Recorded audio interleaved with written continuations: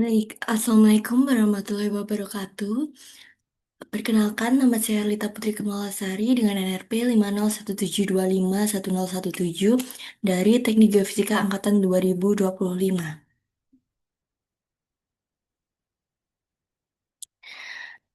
Eh, Pada hari ini saya akan menjelaskan mengenai definisi mineral atau apa sih mineral itu.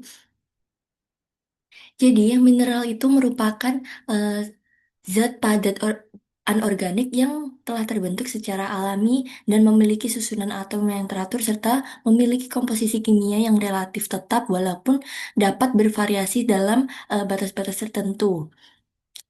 Nah, mineral sendiri itu terbentuk secara alami, yang mana dapat diartikan bahwa mineral itu akan terbentuk melalui proses-proses alam dan bukan dari hasil sintesis di laboratorium.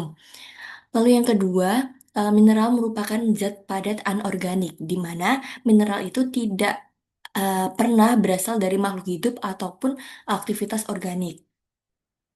Lalu yang ketiga, mineral itu memiliki susunan atom yang teratur ataupun kristalin, yang berarti atom-atom penyusun mineral itu tersusun dalam pola yang berulang dan teratur dan biasanya tercermin dari bentuk kristalnya.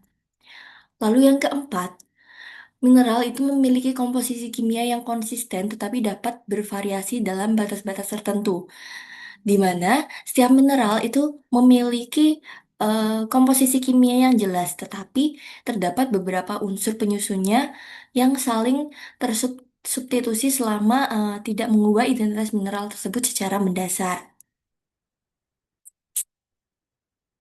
Lalu di sini terdapat beberapa pertanyaan, yaitu mengapa berlian buatan manusia itu tidak dapat digolongkan sebagai mineral. Nah, hal tersebut itu berkaitan dengan mineral yang terbentuk secara alami.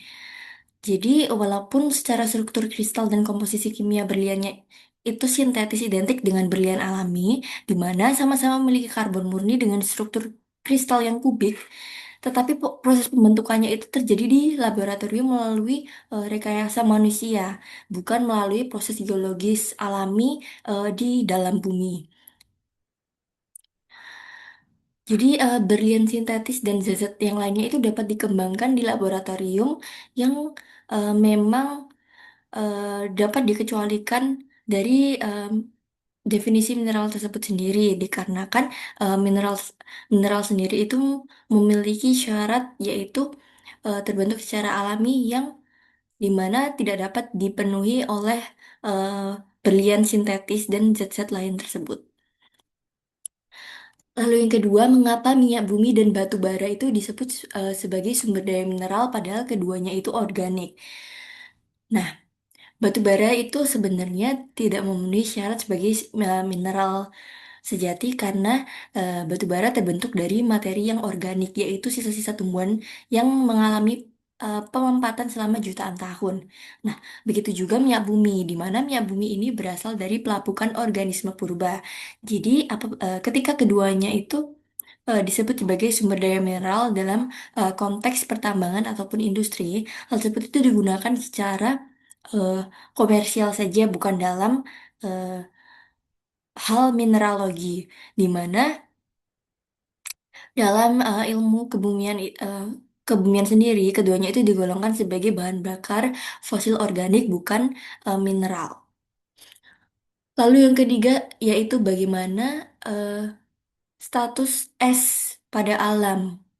Nah, air dalam bentuk cair itu tidak dapat dianggap sebagai mineral karena tidak memenuhi syarat zat padat. Tetapi begitu air itu membeku menjadi es, air tersebut dapat memenuhi seluruh empat persyaratan tadi, yaitu terbentuk secara alami, anorganik, padat, dan memiliki struktur kristal heksagonal yang teratur, di mana komposisi kimianya itu tetap, yaitu H2O. Jadi, es yang terbentuk secara alami di gletser ataupun di kutub itu dapat diklasifikasikan sebagai mineral, sementara air yang dalam bentuk cair itu tidak bisa diklasifikasikan dalam mineral.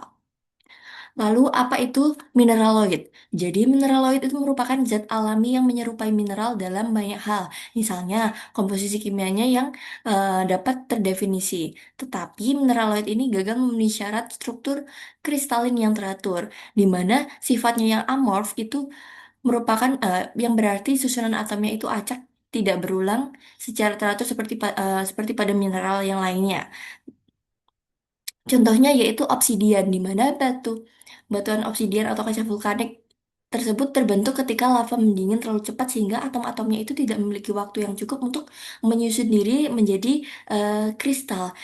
Karena itu, walaupun obsidian itu terbentuk secara alami dan bersifat anorganik, obsidian itu eh, tidak memiliki susunan atom yang teratur sehingga tidak bisa diklasifikasikan sebagai mineral, melainkan hanya mineraloid.